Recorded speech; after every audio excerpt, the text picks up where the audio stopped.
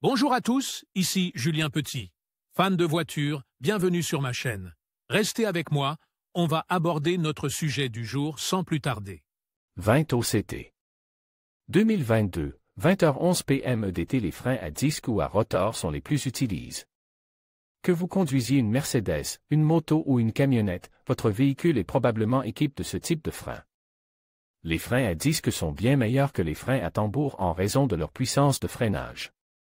Les freins à disque se comportent nettement mieux par temps de pluie. Qu'est-ce qu'un rotor de frein? Le rotor de frein est une grande plaque ronde et épaisse du système de freinage. Le rotor est relié au moyeu du véhicule, qui est lui-même relié à la roue. L'étrier de frein monte sur le rotor et le comprime lorsque les freins sont actionnés.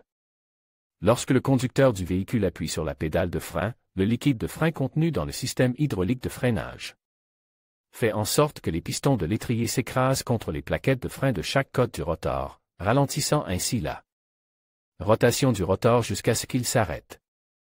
De quoi sont faits les rotors de frein? Les rotors de frein peuvent être fabriqués à partir de 6 matériaux différents. Nous vous indiquons ici de quoi ils sont faits. 1. La fonte. La fonte est le matériau le plus couramment utilisé dans la fabrication des rotors de frein.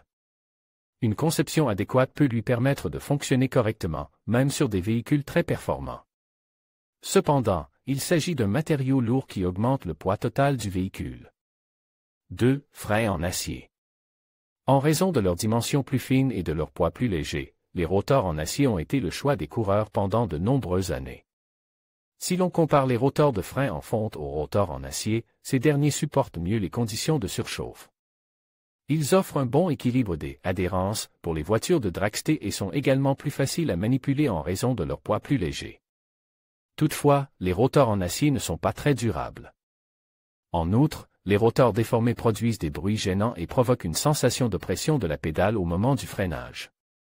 3. Rotors en acier stratifiés. Ces rotors sont fabriqués en superposant des tôles d'acier et en les roulant ensemble. C'est le nouveau favori des coureurs en raison de sa durabilité et de sa résistance à la déformation. Contrairement aux rotors en acier, ils ne nécessitent pas de réparation ou de remplacement fréquent. Cependant, ces rotors ne sont pas populaires auprès du grand public, à l'exception des coureurs professionnels. La production est limitée pour cette raison. 4. Rotors en aluminium. L'aluminium est léger et peut dégager de la chaleur assez rapidement. Mais son point de fusion est plus bas que celui de n'importe quel autre matériau. C'est pourquoi il est utilisé dans les rotors de moto, car ils doivent résister à une pression moindre que les rotors de camions ou de SUV. 5. Rotors à forte teneur en carbone. Ce matériau est en fait du fer, mais avec un bon volume de carbone. Ces rotors peuvent absorber et dissiper la chaleur rapidement et ne se brisent pas sous une pression élevée. Leur utilisation à la place de rotors en acier permet de perdre au moins 10 livres de poids en rotation, ce qui améliore considérablement les performances de freinage. Ils génèrent également moins de bruit et de vibrations que les autres options. Le seul inconvénient est son prix élevé. 6. Matériaux en carbone et fer mélange. Développés à l'origine pour les véhicules de Formule 1, les rotors de frein en carbone sont probablement la meilleure option pour les voitures de dragster les plus rapides. Vous pourriez être intéressé par